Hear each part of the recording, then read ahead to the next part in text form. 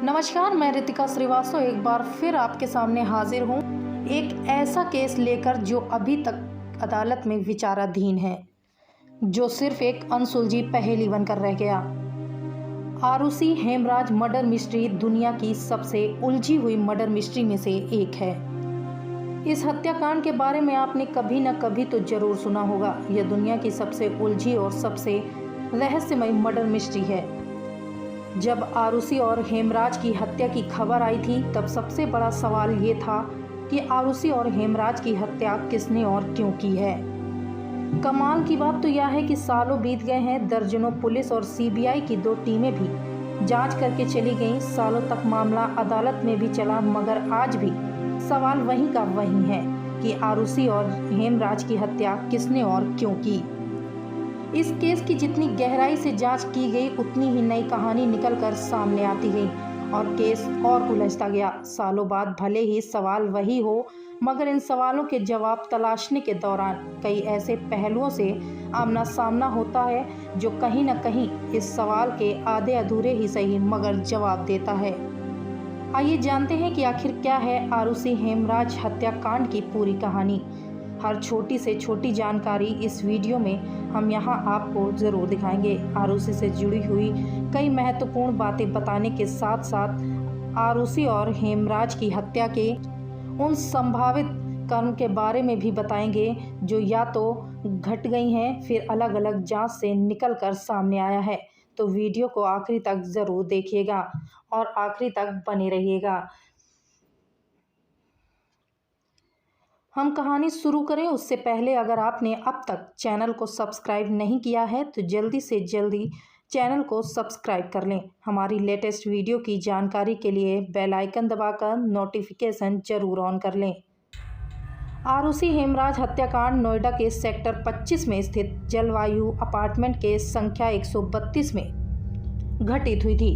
यह घर डॉक्टर राजेश तलवार और नूपुर तलवार तथा 2 राजेश तलवार, एक डेंटिस्ट व जो पर्सनल क्लिनिक चलाते हैं, के साथ साथ फोटोज अस्पताल में भी काम करते हैं। आरुषि तलवार राजेश और निपुण तलवार की बहुत ही संतान थी। आरुषि की उम्र हत्या के समय करीब 14 वर्ष की थी। इसके अलावा परिवार का एक घरेलू नौकर भी था जिसका नाम हेमराज था। हेमराज मूल रूप से नेपाल का रहने वाला था। हर दिन की तरह 15 मई 2008 को भी आरुषि तलवार सुबह 6 बजे उठ गई और स्कूल जाने के लिए तैयार हो गई। हेमराज आरुषि के लिए नाश्ता बनाने में लग गया, जबकि नूपुर आरुषि को तैयार होने में मदद करने लगी। 15 मई को आरुषि जल्दी से जल्दी स्कूल पहुंचना चाह रही थी क्योंकि 16 मई के बाद स्कूल में गर्मियों की छुट्टी होने वाली थी। यही वजह थी कि वैसे तो आरुषि का जन्मदिन 24 मई को आता था, मगर उसने 16 मई को ही बर्थडे सेलिब्रेट करने का फैसला किया था ताकि उसके दोस्त भी बर्थडे में शामिल हो सकें। आरुषि के स्कूल जाने के बाद आरुषि के माता पिता यानी राजेश तलवार और नूपुर तलवार भी अपने अपने काम के लिए निकल गए और फिर सभी शाम में ही घर में एक साथ जमा हुए। रात के लगभग 10 बजे हुए थे। राजेश और नूपुर और आरुषि ने एक साथ खाना खाया। खाना खाने के बाद ये सभी अपने अपने कमरों में चले गए। हालांकि थोड़ी देर बाद ही राजेश और नूपुर तलवार अपनी बेटी के कमरे में गए और थोड़ी देर बाद 16 मई को आयोजित होने वाले बर्थडे पार्टी के बारे में चर्चा की। साथ ही सरप्राइज के तौर पर जन्मदिन से पहले ही बेटी को एक डिजिटल कैमरा गिफ्ट किया। वैसे तो राजेश तलवार यह कैमरा अपनी बेटी को 24 मई यानी आरुषि के असल बर्थडे के दिन देना चाहते थे, मगर नूपुर ने राजेश को उसी रात यह कैमरा बेटी को देने के लिए कहा। सरप्राइज के तौर पर कैमरा मिलते ही आरुषि ने एक के बाद एक कई तस्वीरें खींची। उसने अपने इस डिजिटल कैमरे से आखिरी फ़ोटो 10:10 पर खींची थी। आरुषि ने इस दौरान अपनी तस्वीरें लेने के साथ साथ अपने माता पिता की भी कई तस्वीरें खींची थी। बेटी को कैमरा गिफ्ट करने के बाद राजेश तलवार अपने कमरे में चले गए, जबकि आरुषि भी कैमरे को साइड में रखकर सोने चली गई। इसी बीच 11 बजे के आसपास राजेश तलवार ने अपनी पत्नी नूपुर को आरुषि के कमरे में रखे इंटरनेट राउटर को ऑन करने के लिए कहा। जब नूपुर आरुषि के कमरे में राउटर ऑन करने के लिए गई तो उस समय आरुषि एक नोवेल पढ़ रही थी। आरुषि पढ़ने लगी, जबकि नूपुर चुपचाप कमरे में रखे राउटर को ऑन करके बाहर निकल गई। The only way I could put this across is that when I was almost dropping off to sleep and Rajesh told me to go and put on the router in the next room, I kind of woke up and I did go into Arushi's room and I put on the router and I said, okay Arushi, good night, now you go to sleep, and I pulled back the door and I walked out. Probably the biggest mistake of my life. जांच के अनुसार राजेश ने रात में आखिरी बार 12:08 पर internet use किया था और फिर वो सो गए। नूपुर और राजेश के कमरे से बिल्कुल सटा हुआ ही आरुषि का कमरा था। इसके अलावा इस घर में एक और व्यक्ति रहता था और वह था घर का नौकर हेमराज।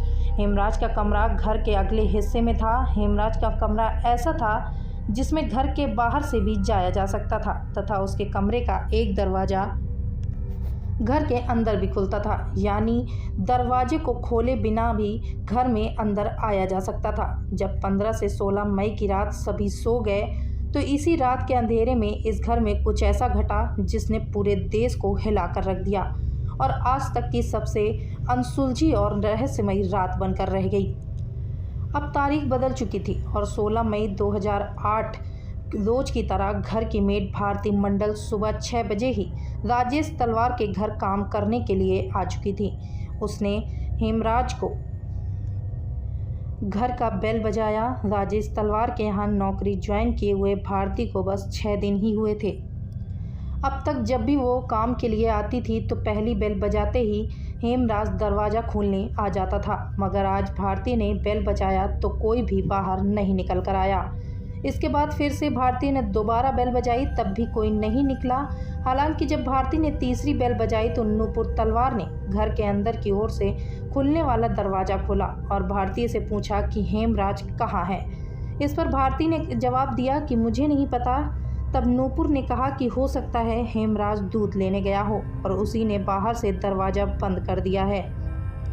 नूपुर ने भारती से कहा कि तुम थोड़ी देर इंतज़ार कर लो, जब हेमराज वापस आ जाए तो अंदर आ जाना। इस पर भारती ने कहा कि मुझे और भी जगह काम करने जाना है, मुझे देर हो जाएगी, इसलिए आप बालकनी से चाबी फेंक दो, मैं बाहर से दरवाज़ा खोल लेती हूँ। इसके बाद नूपुर तलवार घर के अंदर कहीं और फिर चाबी लेने कर बालकनी में आई, जहाँ से उन्होंने चाबी नीचे फेंक दी। चाबी देने के बाद नूपुर ने भारती से कहा कि शायद दरवाज़ा लॉक नहीं है बल्कि सिर्फ कुंडी लगी हुई है, फिर से चेक करो। वापस आकर भारती ने देखा तो सच में दरवाज़ा लॉक नहीं था बल्कि सिर्फ कुंडी लगी हुई थी। भारती को चाबी देने के बाद नूपुर ने हेमराज के मोबाइल पर फ़ोन किया। कथित तौर पर कुछ रिंग होने के बाद फ़ोन कट गया और अगले ही पल हेमराज का मोबाइल स्विच ऑफ आने लगा। फिर दोबारा कभी फ़ोन ऑन ही नहीं हुआ, ना ही कभी वो फ़ोन मिला। जब तक नूपुर तलवार ने भारती को घर की चाबी दी और हेमराज को फ़ोन किया, तब तक घर के मुखिया राजेश तलवार भी सोकर उठ गए थे। राजेश तलवार अपने कमरे से उठकर जैसे ही बाहर हॉल में आए तो उनकी नज़र डाइनिंग टेबल पर रखे एक स्कॉच विस्की की बोतल पर पड़ी, जो पूरी तरह से खाली थी। बोतल पर कुछ खून के निशान। वह बोतल को देखकर राजेश तलवार चौंक गए तथा उन्होंने अपनी पत्नी नूपुर तलवार से पूछा कि आखिर यह बोतल किसने रखी है। इस पर नूपुर भी थोड़ा चौंक गई और उन्होंने राजेश तलवार से कहा कि एक बार तुम आरुषि के कमरे को चेक करो। आरुषि के कमरे का दरवाज़ा ऐसा था जिसे बाहर से सिर्फ चाबी से खोला जा सकता था, जबकि अंदर की ओर से ही केवल बिना चाबी के खोला जा सकता था। अक्सर रात में सोते समय नूपुर आरुषि का कमरा बाहर से लॉक कर दिया करती थी, मगर उस समय राजेश तलवार ने देखा कि आरुषि के कमरे का दरवाज़ा थोड़ा सा खुला हुआ है। कमरा खुला देखकर जैसे ही राजेश तलवार अंदर गए, अंदर का नज़ारा देखकर उनके पैरों तले से ज़मीन खिसक गई और वे बेतहासा चीखने लगे। आरुषि के बिस्तर पर चारों ओर खून ही खून था।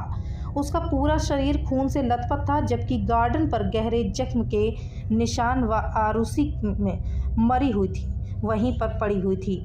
राजेश की चीख सुनकर नूपुर तलवार भागते हुए कमरे के अंदर गईं।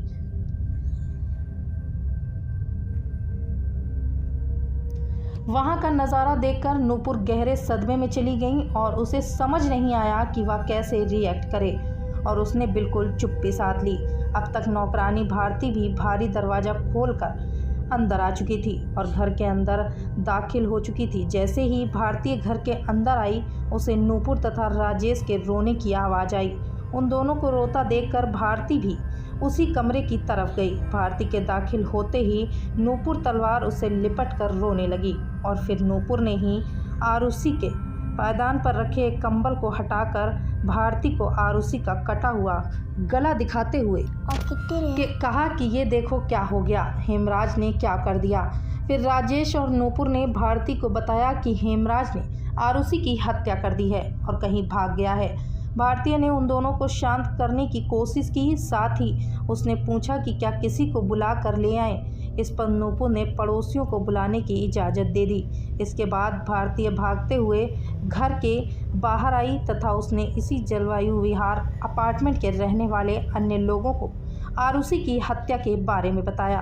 खबर सुनकर बाकी लोग भी कमरे में जमा हो गए। इसी बीच किसी ने जलवायु विहार के सिक्योरिटी गार्ड वीरेंद्र सिंह को कहा कि पुलिस को फ़ोन कर दो। जब पुलिस मौके पर पहुंची तो पुलिस वालों ने देखा कि लगभग 15 लोग लिविंग रूम में खड़े हैं, जबकि 5 से 6 लोग राजेश तथा नूपुर तलवार के कमरे में, जबकि आरुषि के कमरे में कोई नहीं था।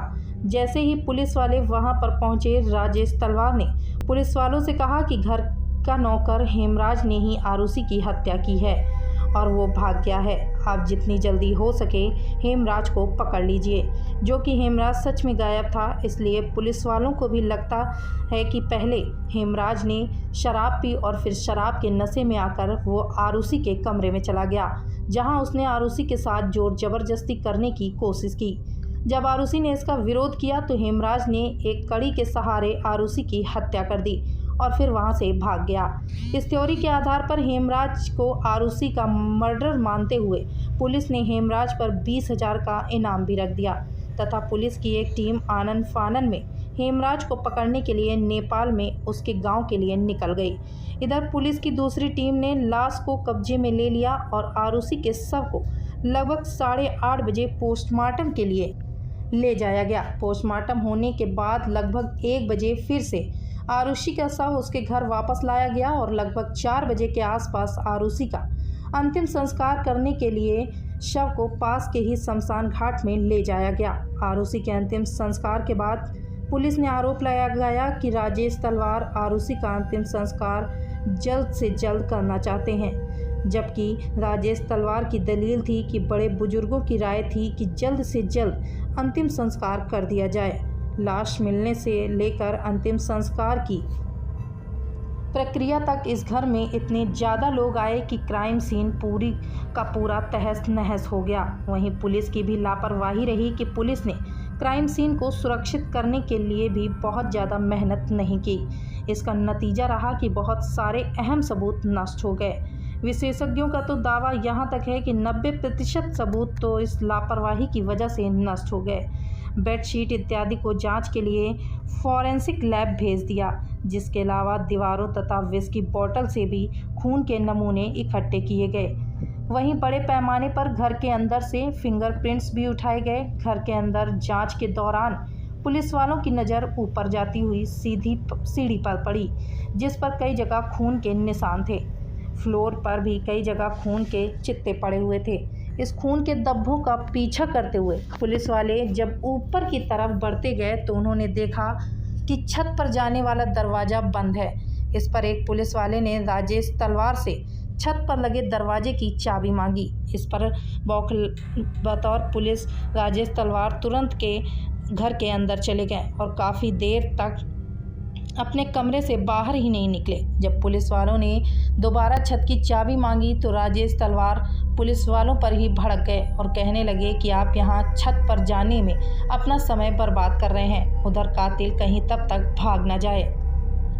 राजेश तलवार की बातें सुनकर वहां मौजूद पुलिस वालों ने छत पर जाने का इरादा बदल दिया और हेमराज को खोजने की कोशिश काफ़ी तेज हो गई। उधर 17 मई 2008 को राजेश और नूपुर तलवार अपनी बेटी आरुषि तलवार की अस्थियों को विसर्जित करने के लिए हरिद्वार निकल गए। इधर 17 मई को भी पुलिस वालों का घर में आना जाना और जांच का सिलसिला जारी रहा। इसी बीच घर में एक रिटायर्ड पुलिस ऑफिसर के गौतम आए वो क्राइम सीन का मुआयना करने जांच दल में शामिल हुए।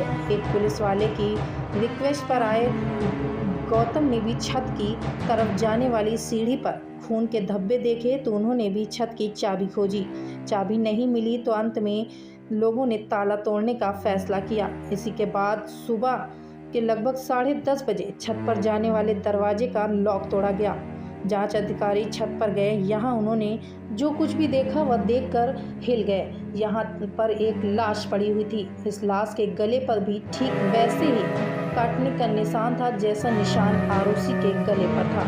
लाश देखते ही पुलिस वालों ने उस समय घर में मौजूद राजेश तलवार के भाई को बुलाकर लाश की पहचान करने को कहा। इस पर वो नहीं पहचान पाई कि ये लाश किसकी है। इसी के बाद हरिद्वार के लिए निकले राजेश और मुकुल तलवार को भी फ़ोन किया गया और जल्द से जल्द वापस आने को कहा गया। वापस आकर राजेश तलवार भी उस शव को नहीं पहचान पाए। छत पर मरा पड़ा व्यक्ति कौन है? हालांकि पुलिस वालों ने सच बताया कि क्या यह हेमराज का शव है, तो इस पर राजेश ने कहा कि मैं पक्के तौर पर नहीं कह सकता। इसी के बाद हेमराज के कुछ दोस्तों को पहचान के लिए बुलाया गया और उन्होंने पहली नज़र में ही यह कन्फर्म कर दिया कि यह शव हेमराज का है। मतलब जिस हेमराज को अब तक आरुषि का कातिल माना जा रहा था, पुलिस उसे ढूंढ रही थी, उसकी लाश खून में डूबी हुई छत के एक कोने में पड़ी थी। पुलिस के सामने यह पता लगाने की चुनौती थी कि आखिर इन दोनों का कातिल कौन है। अब जांच कर रही पुलिस टीम की ही दो भागों में बट गई। एक टीम ने अपनी थ्योरी के हिसाब से घर में मौजूद राजेश और मुकुल तलवार को इन दोनों का कातिल मानना शुरू कर दिया, जबकि पुलिस की एक टीम ने हेमराज के दोस्तों पर शक जताते हुए अपनी शुरुआती इन्वेस्टिगेशन के बाद पुलिस ने हेमराज के दोस्त विष्णु शर्मा को सस्पेक्ट मानते हुए जांच आगे बढ़ाई। पहले विष्णु शर्मा ही राजेश तलवार के यहाँ काम किया करता था, मगर जब वह छुट्टी पर चला गया तो राजेश तलवार ने हेमराज को परमानेंट जॉब पर रख लिया। विष्णु को जॉब से निकाल दिया गया था, इसलिए पुलिस को शक था कि नौकरी जाने की वजह से उसने शायद हेमराज की हत्या कर दी और इस हत्या को होते हुए आरुषि ने देख लिया होगा, इसलिए उसने आरुषि की भी हत्या कर दी। इसी के बाद पुलिस ने विष्णु शर्मा को हिरासत में ले लिया और पूछताछ शुरू कर दी, मगर कुछ ही जांच के बाद कंफर्म हो गया कि हत्या वाली रात तो विष्णु शर्मा भारत में नहीं बल्कि नेपाल में था। मतलब अब तक जिन लोगों पर कातिल होने का शक जताया गया था, जिसमें एक खुद कत्ल हो चुका था और दूसरा उस रात नेपाल में था, यानी पुलिस को नए कातिल की तलाश थी। अब पुलिस की टीम ने जिसे कातिल मानना शुरू कर दिया था, उस पर एक बार तो किसी के लिए भी यकीन करना मुश्किल था।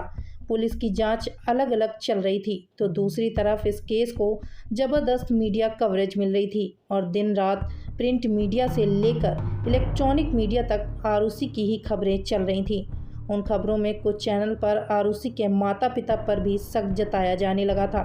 बस यहीं से पुलिस को भी नया सस्पेक्ट मिल गया और पुलिस ने 23 मई 2008 को आरुषि के माता पिता राजेश और नूपुर तलवार को पहली बार पूछताछ के लिए पुलिस लाइन एरिया में बुलाया। यहाँ से राजेश को लोकल मजिस्ट्रेट के पास ले जाया गया, फिर वहाँ से उन्हें गिरफ्तार करके दसना जेल भेज दिया गया।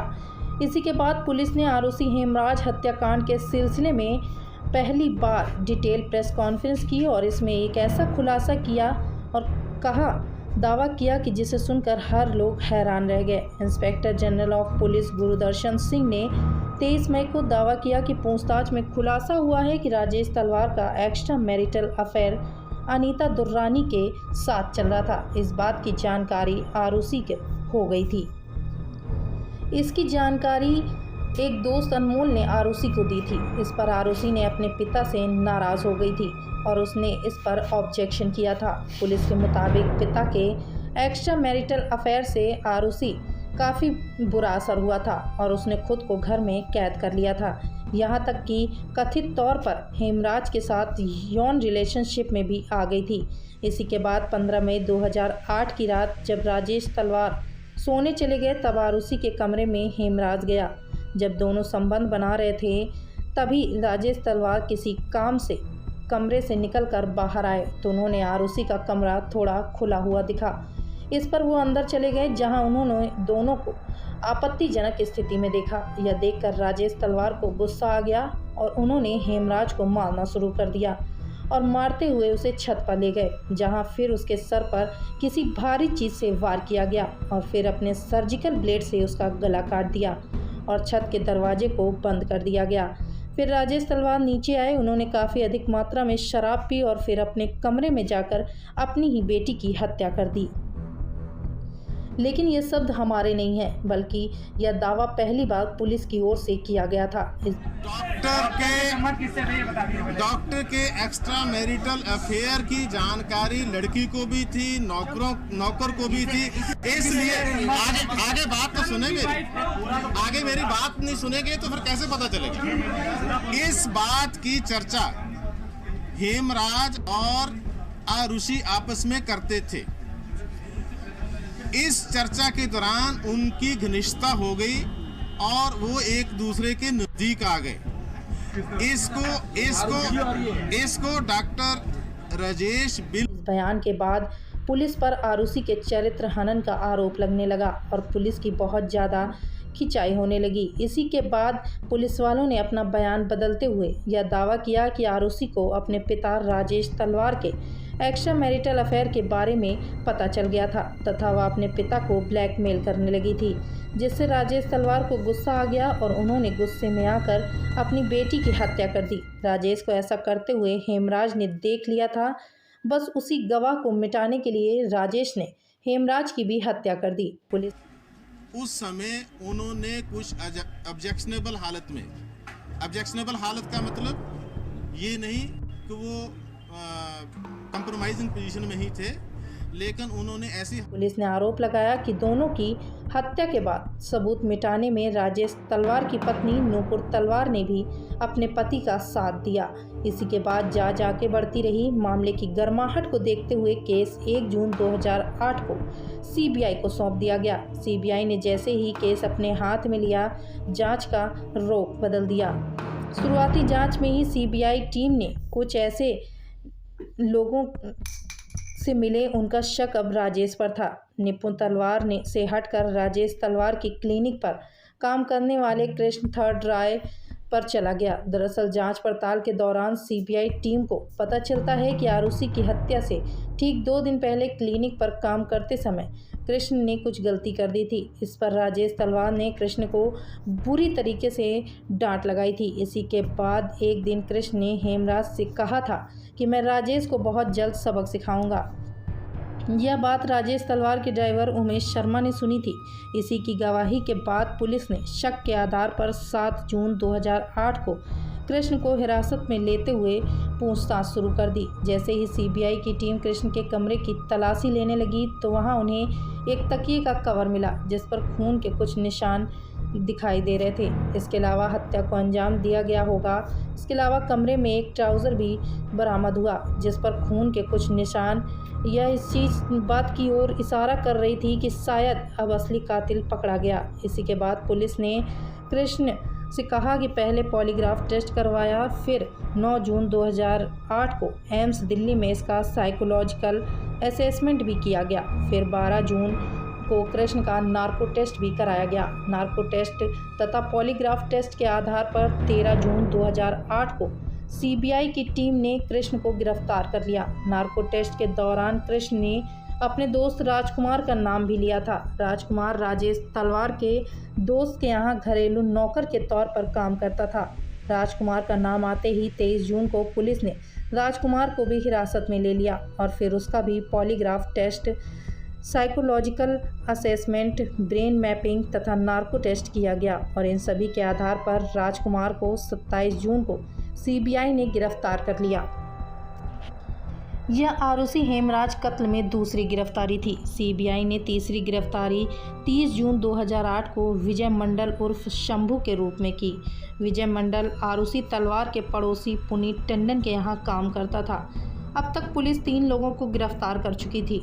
यह कमाल का इत्तेफाक था कि यह तीनों ही नेपाली मूल के और आसपास रहते हुए नोएडा में ही काम कर रहे थे। इन तीनों की गिरफ्तारी के बाद लंबी पूछताछ की जाती है और फिर सीबीआई प्रमुख अरुण कुमार की ओर से 11 जुलाई 2008 को एक प्रेस कॉन्फ्रेंस की जाती है जिसमें कई चौंकाने वाले दावे किए जाते हैं। प्रेस कॉन्फ्रेंस में अरुण कुमार दावा करते हैं कि सीबीआई को राजेश तलवार तथा नूपुर तलवार के खिलाफ एक भी ऐसा ठोस सबूत नहीं मिला है जिससे यह साबित हो कि उन्होंने हेमराज या फिर आरुषि की हत्या की हो। 20 जून 2008 को राजेश तलवार का पहला तथा 25 जून को आरुषि तलवार के नूपुर तलवार का दूसरा लाई डिटेक्टर टेस्ट किया। राजेश को क्लीन चिट नहीं दी थी। दूसरी तरफ सीबीआई ने यह जानकारी दी कि कृष्ण, राजकुमार और विजय मंडल ही फिलहाल प्राइम सस्पेक्ट हैं। दावा यह भी किया गया कि इन तीनों में से 2 लोगों ने आरुषि और हेमराज की हत्या की बात को बोल ली है। कृष्ण कुमार और शंभू से पूछताछ के आधार पर सीबीआई के जॉइंट डायरेक्टर अरुण कुमार ने प्रेस कॉन्फ्रेंस के दौरान आरुषि और हेमराज के हत्या के कुछ संभावित कारण भी बताए। हत्या के प्राइम सस्पेक्ट में से एक राजकुमार के पॉलीग्राफ टेस्ट तथा नार्को टेस्ट के मुताबिक हत्या वाली रात यानी 15 मई 2008 को हेमराज ने राजकुमार, कृष्ण और मंडल को अपने कमरे में पार्टी के लिए बुलाया था। यहाँ चारों बैठकर शराब पीने लगे।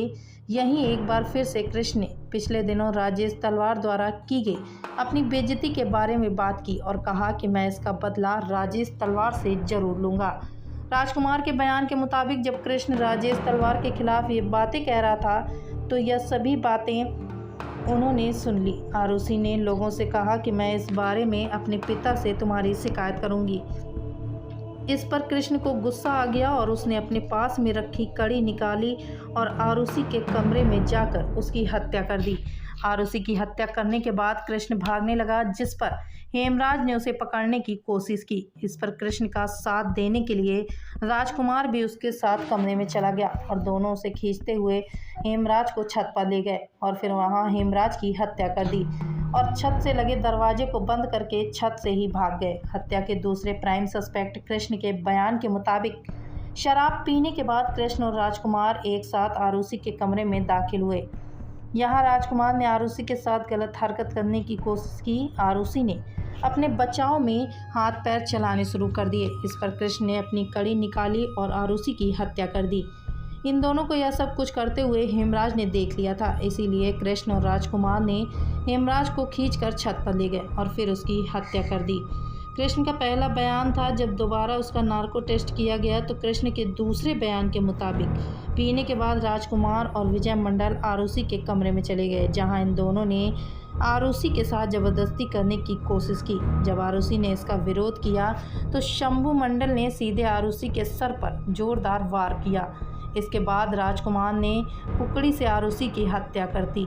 इसके बाद कृष्ण और राजकुमार और विजय मंडल तीनों मिलकर हेमराज को अपने साथ लेकर छत पर चले गए और वहां पर उसे भी मारकर भाग गए। जब तीसरी बार कृष्ण से पूछताछ की गई तो उसके कुर्सी के मुताबिक सबसे पहले राजकुमार आरुषि के कमरे की तरफ बढ़ा और उसके पीछे पीछे कृष्ण और विजय मंडल भी वहां चले गए। राजकुमार ने पहले आरुषि के साथ गलत हरकत करने की कोशिश की। जब आरुषि ने इसका विरोध किया तो कृष्ण ने अपने पास रखी कुकड़ी निकाली और आरुषि का गला रेत दिया। कृष्ण को यह सब करते हुए हेमराज ने देख लिया था और वो कहने लगा कि मैं इसके बारे में राजेश तलवार को सब कुछ बता दूंगा। इस पर हेमराज को लेकर यह तीनों छत पर चले गए, जहां उसकी हत्या करने के बाद वो सभी भाग गए। इसी कुल्स के बाद 12 जुलाई 2008 को राजेश को बेल मिल गई तथा उन्होंने लगभग 50 दिन बाद जेल में रहा। दूसरी तरफ राजकुमार, कृष्ण और विजय मंडल के खिलाफ जांच आगे बढ़ाई गई। सीबीआई की टीम ने तीनों नौकरों को कातिल मानते हुए जांच आगे बढ़ाई। आगे की जांच में कृष्ण के मकान मालिक के जारी ने गवाही दी कि 15 मई की रात तो कृष्ण उनके घर पर ही था और रात में भी कई बाहर उन्होंने उसे घर में ही देखा। दूसरी तरफ हत्या के दूसरे प्राइम सस्पेक्ट विजय मंडल के मालिक पुलिस ने टंडन से जांच पर कर रही टीम के सामने गवाही दी कि उन्होंने भी विजय मंडल उर्फ शंभू को 15 मई की रात अपने घर में ही देखा था और वह कहीं बाहर नहीं निकला था। तीसरे प्राइम सस्पेक्ट राजकुमार की एम्प्लॉयर अनीता दुर्रानी ने गवाही दी कि राजकुमार 15 मई की रात का लगभग 12:30 बजे तक तो उनके घर के अंदर ही था। जलवायु बिहार अपार्टमेंट में कम से कम उसे राज 6 गार्ड तैनात गार्ड में से किसी ने भी इस बात की पुष्टि नहीं की कि उसे रात राजकुमार कृष्ण या विजय मंडल में से कोई भी उस अपार्टमेंट में दाखिल हुआ था। इतना ही नहीं, जब जांच आगे बढ़ाई गई तो पता चला कि इन तीनों में से किसी के भी डीएनए सैंपल राजेश तलवार के घर में बरामद की गई चीज़ों से मैच नहीं हुए। इतना ही नहीं, इन तीनों के फिंगरप्रिंट्स भी राजेश तलवार के घर में कहीं नहीं मिले। इसके अलावा सीबीआई की टीम ने कृष्ण के पास से जो कुकड़ी रिकवर्ड की थी और उससे पर खून के जो निशान होने का दावा किया था, वो भी खून इंसानों का नहीं था। मामला जब और आगे बढ़ा तो दावा किया गया कि सीबीआई की टीम ने जोर जबरदस्ती करते हुए इन तीनों नौकरों को आरुषि और हेमराज की हत्या करने वाली बात कबूल करने पर मजबूर किया था। नार्को टेस्ट में भी जो बातें सामने कही थी, कथित तौर पर वो सभी कहानी पहले इन तीनों के दिमाग में बैठाई गई थी। अभी जांच चल ही रही थी कि सितंबर 2008 में अब तक आरुषि हेमराज हत्याकांड की जांच कर रही सीबीआई टीम को हटाकर इस केस की जांच सीबीआई की नई टीम के हाथों में दे दी गई। सीबीआई की पुरानी टीम जिन तीनों को अब तक प्राइम सस्पेक्ट मानते हुए जांच कर रही थी, उन तीनों को ही सितंबर 2008 में सबूत की कमी होने की वजह से रिहा कर दिया गया। जेल से छूटने के बाद प्राइम सस्पेक्ट में से एक विजय मंडल ने दावा किया कि सीबीआई ने उन्हें दिमागी और शारीरिक तौर पर काफ़ी टॉर्चर किया था। सीबीआई की नई टीम का गठन एसपी नीलम किशोर के नेतृत्व में किया गया तथा एडिशनल एसपी इन्वेस्टिगेटिंग ऑफिसर बनाया गया। सीबीआई की नई टीम ने फिर से नए सिरे से जांच शुरू कर दी और पूछताछ की शुरुआत में आरुषि के पोस्टमार्टम करने वाले डॉक्टरों की टीम से की। पूछताछ के दौरान डॉक्टर सुनील दोहरा तथा डॉक्टर नरेश राज कुछ नया खुलासा करते हुए कहा कि आरुषि के पोस्टमार्टम के दौरान उन्होंने देखा कि आरुषि के हाइमेन क्षतिग्रस्त थे तथा ऐसा लग रहा था कि आरुषि के मरने के बाद उसके प्राइवेट पार्ट्स को काफ़ी अच्छी तरह से साफ किया गया था। दूसरी तरफ डॉक्टर नरेश राज ने सीबीआई के सामने गवाही दी कि हेमराज के सोचे हुए प्राइवेट पार्ट इस तरह की ओर इशारा कर रहे थे कि अंतिम समय में हेमराज यौन इंटरकोर्स में शामिल था।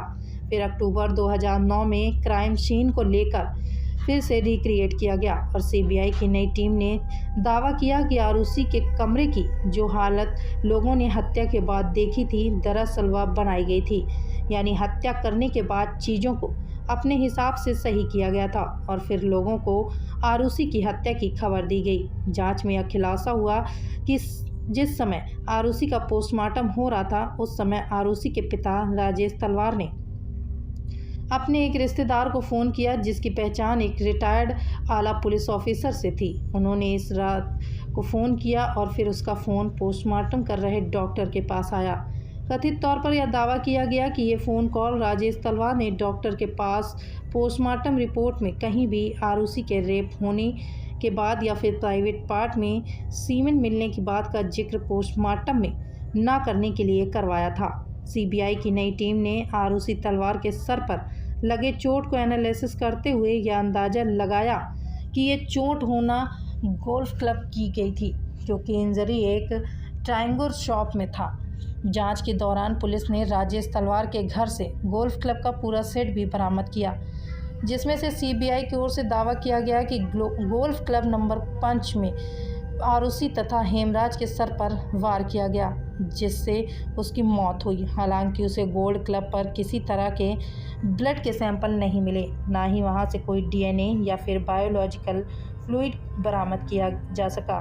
बाद में उन गोल्फ क्लब को कुछ विशेषज्ञों के पास भेजा गया तो उन्होंने अपनी रिपोर्ट में कहा कि वहाँ मौजूद सभी गोल्फ स्टिक्स में से एक स्टिक्स को देखकर ऐसा लग रहा था कि हाल ही में काफ़ी अच्छे से इसकी सफाई की गई हो, इसलिए उन पर से सारे सबूत भी मिट गए हैं। इसके बाद सीबीआई ने अपनी जांच आगे बढ़ाई और 18 से 19 मई के बीच 2010 में एक बार फिर से राजेश तलवार को पूछताछ के लिए बुलाया गया। पूछताछ चली। लंबी जांच के बाद भी सीबीआई टीम को कोई पुख्ता सबूत नहीं मिले।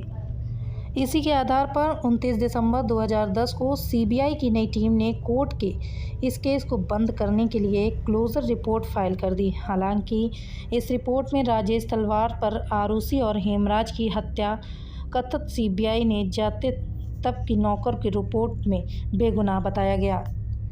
अपनी क्लोजिंग रिपोर्ट में सीबीआई ने कहा कि इस बात के कोई सबूत नहीं मिले कि हेमराज का कत्ल आरुषि के कमरे में हुआ था। हेमराज के ब्लड सैंपल भी कहीं भी आरुषि के कमरे में नहीं मिले।